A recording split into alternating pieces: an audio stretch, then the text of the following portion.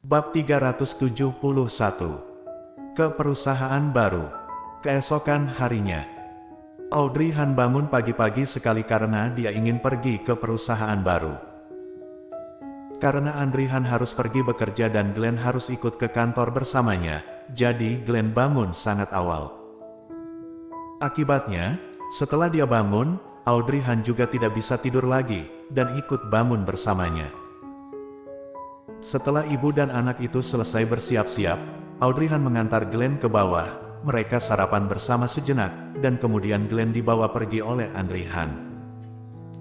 Sebelum pergi, Audrey Han berkata kepada Audrey Han, "Ini masih pagi, kamu bisa kembali tidur, sekretaris Su akan datang mencarimu nanti." Mendengar ini, Audrey Han menatapnya lurus, "Aku boleh kembali tidur lagi? Jangan-jangan, nanti ketika aku baru saja tertidur, sekretaris Su akan datang mencariku." Melihatnya, Audrey Han tersenyum tipis, "Tidak, dia masih memiliki pekerjaan lain di pagi hari, jangan khawatir." Mendengar apa yang dia katakan, Audrey Han mengerti, tampaknya Siska Su masih sangat sibuk di pagi hari. Kalau begitu dia bisa kembali tidur dengan tenang. Oke. Audrey Han kembali ke atas dan siap untuk kembali tidur. Ketika dia melewati sebuah pintu, pintu itu tiba-tiba terbuka dan sebuah tangan terulur untuk menahannya. Audrey Han sangat syok pada awalnya, setelah melihat bahwa yang menariknya adalah Gita, dia sedikit terkejut. "Gita, ternyata kamu masih mengenalku, aku merasa kamu telah melupakanku 2 hari ini." Gita menyilangkan lengannya di depan dadanya dan mengeluh dengan marah, rambutnya berantakan dan kondisinya terlihat sangat buruk. "Kenapa? Bukankah kamu bilang kamu sakit dan ingin bersembunyi di kamarmu? Bagaimana aku bisa mengganggumu? Kamu jelas-jelas tahu itu hanya alasan, masih saja menyindirku."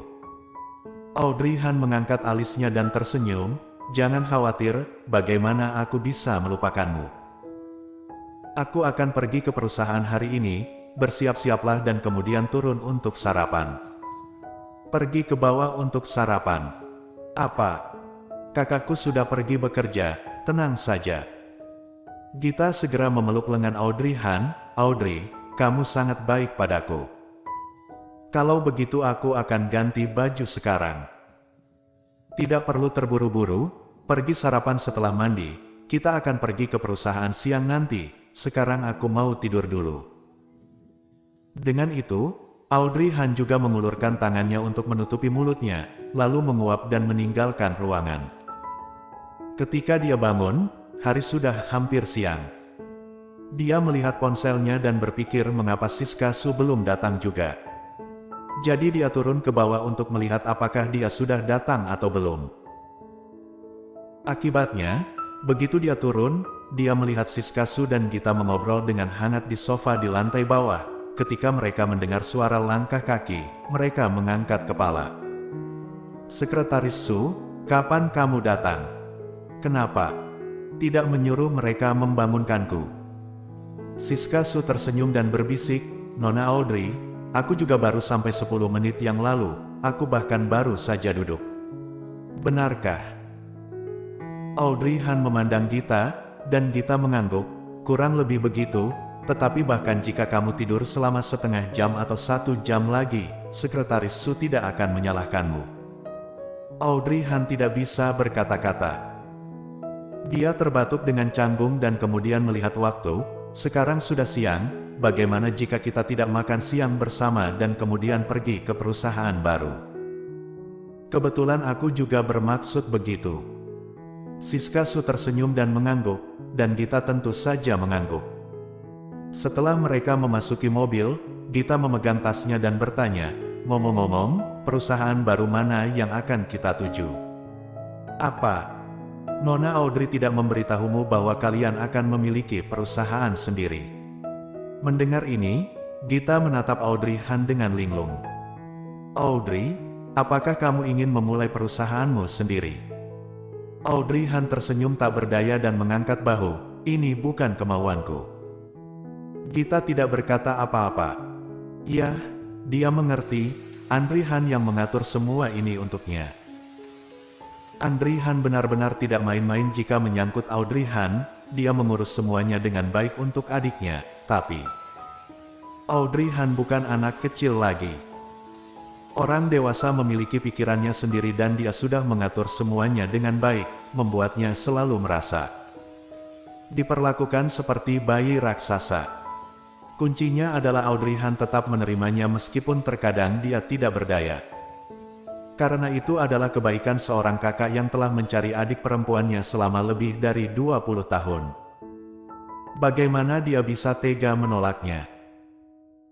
Untungnya, Audrey Han memahaminya, jadi meski dia terkadang merasa tidak berdaya, tetapi semuanya masih dalam kendalinya. Dia hanya merasa bahwa dia telah diperlakukan seperti anak kecil. Dia sangat ingin melakukan sesuatu mengandalkan kemampuannya sendiri.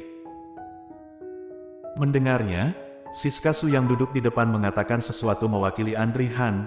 Aku harus mewakili Tuan Han mengatakan hal ini. Jika Nona Audrey mendirikan perusahaan setelah kembali ke Tiongkok, tim dapat menstabilkan posisinya di dalam negeri.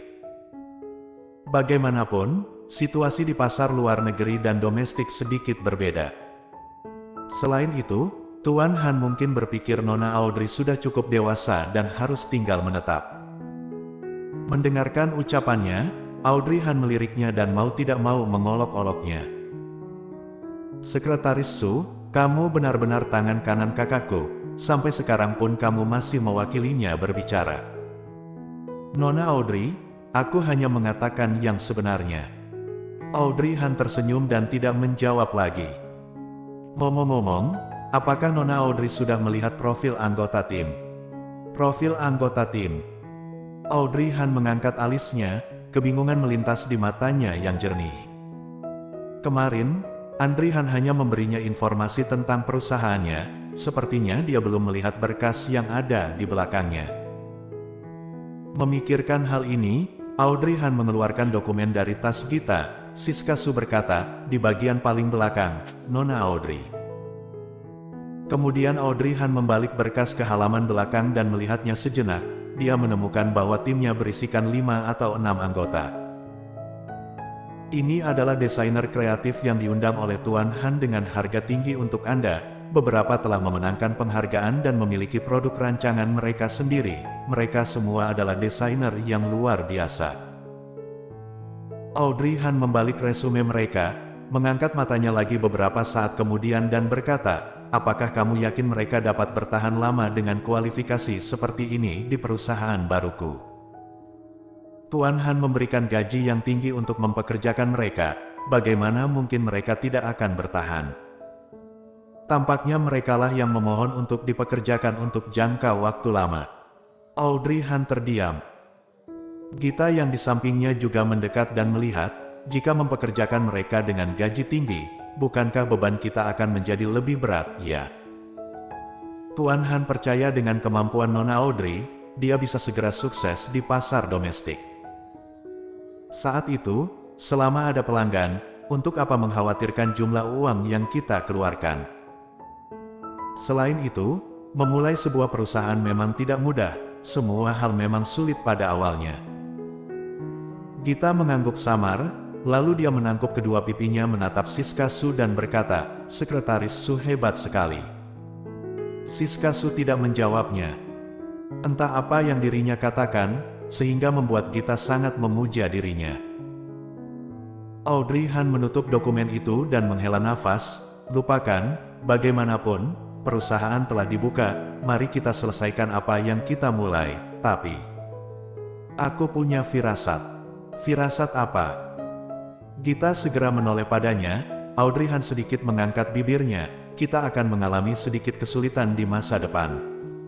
Bersambung.